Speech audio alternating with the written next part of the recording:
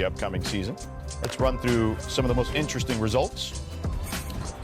Nikola Jokic received the most votes to win his 4th MVP award. Following him is the reigning MVP, Shai Gilgeous-Alexander, who received 2 less votes than Joker. And to no one's surprise, it's SGA's OKC Thunder team who got 18 of the 20 votes to win the 26th NBA title. The only team to receive votes outside of the Thunder were the Denver Nuggets. Wow.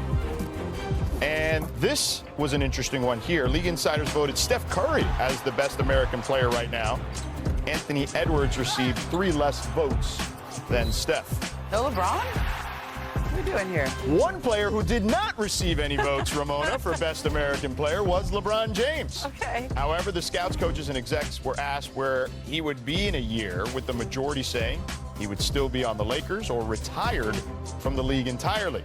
But before we even get to what the future has in store for LeBron, let's take a look at the roster he'll have for year 23. Bobby, take it away. Well, one thing we do know that LeBron will be on the Lakers roster at the start of this season, of course. And I do think what they've done this offseason, when you're looking at the addition of DeAndre Ayton and certainly Marcus Smart and Jake LaRavia, they're in the conversation when we're talking about some of these top teams in the Western Conference. But here are some of the questions we're going into the season. Year 23 of LeBron. That is remarkable. The last time we saw him was that Game 5, limping off the court with that knee injury against Minnesota here. We talked about the newcomers integrating Marcus Smart, DeAndre Ayton, and Jake LaRavia. The loss of Dorian Finney-Smith. Is there enough perimeter defense? And here's the big thing.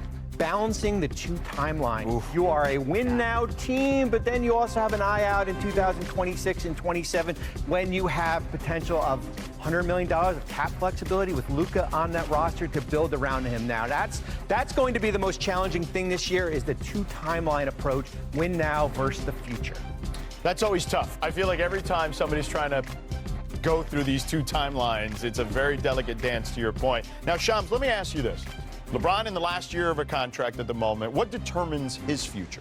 I think just seeing how this year plays out, I mean, it's clear that he's not sure whether, does he have 1 year left? Does he have another season after that? So 2026, 2027. I did speak to his agent, Rich Paul, at Clutch Sports today, and he told me it's important not to worry about the future when it comes to LeBron James. Just appreciate the present and also maximizing his present. And that, obviously, that onus potentially falling on the Lakers and what team they put around him.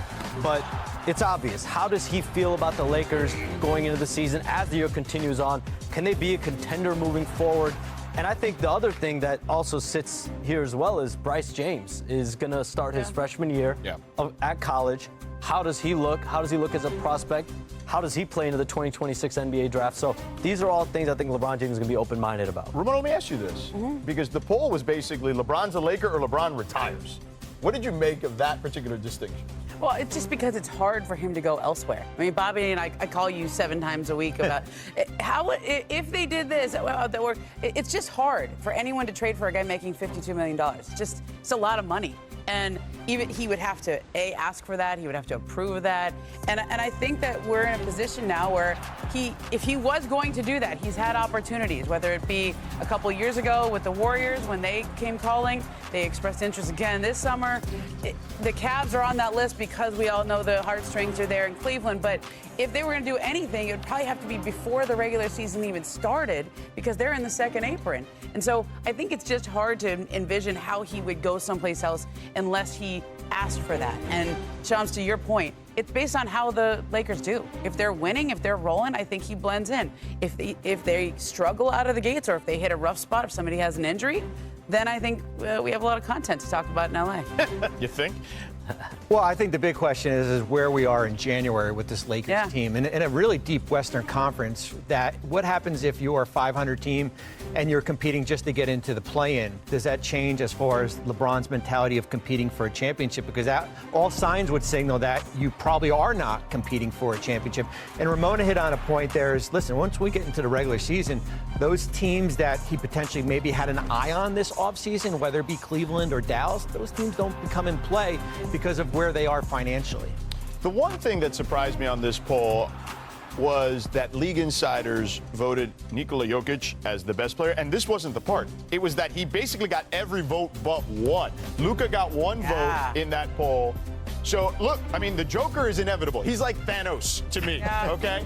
But were you surprised at how lopsided this was? Well, I was surprised because then there's another question on there as far as who the MVP is, and Shea got 5 votes, and I think Jokic got 7. Right. So I'm thinking, like, well, wait a minute, how come Shea didn't make it onto this year? Yeah. I am surprised with that. Certainly the disparity, not that Jokic is number 1, but that nobody else outside of Giannis would like it. outside of Luka was even on there. Look, I covered that series with Denver and the Oklahoma City Thunder, and it was a clash of the 2 MVP favorites, right? And Nikola Jokic asserted himself in that series to the point where when you saw them side by side, you saw how important Jokic was to his team, how much he was able to do, how he controlled the game, even on both sides of the ball.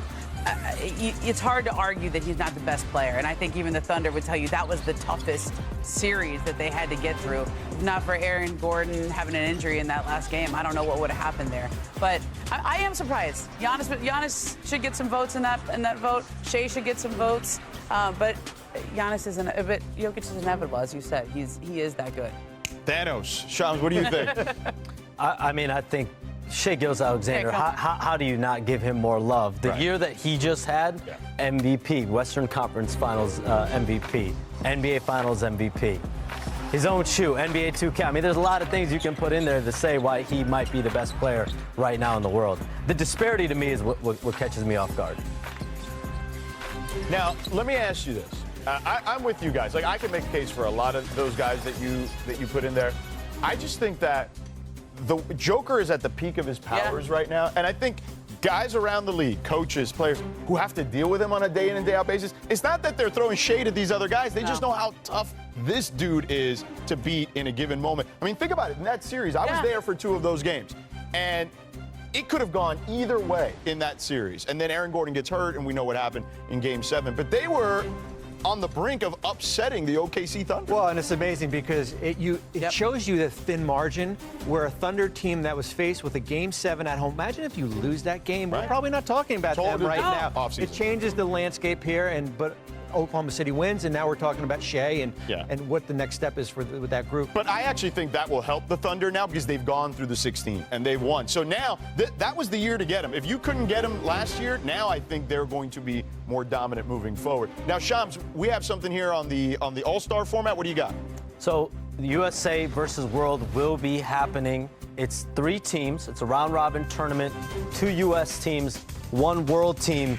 And essentially how this is going to go, I'm told, here are the details. 4 total games, 12 minutes per game, so a total of 48 minutes of action. So it's essentially 1 full game, NBA game regulation.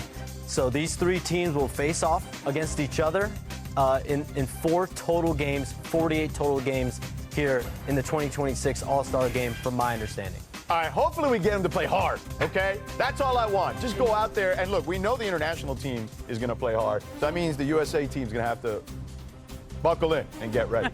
All right, so that's the expected All-Star format. We'll see what happens in another year, okay? So, all right, coming up next.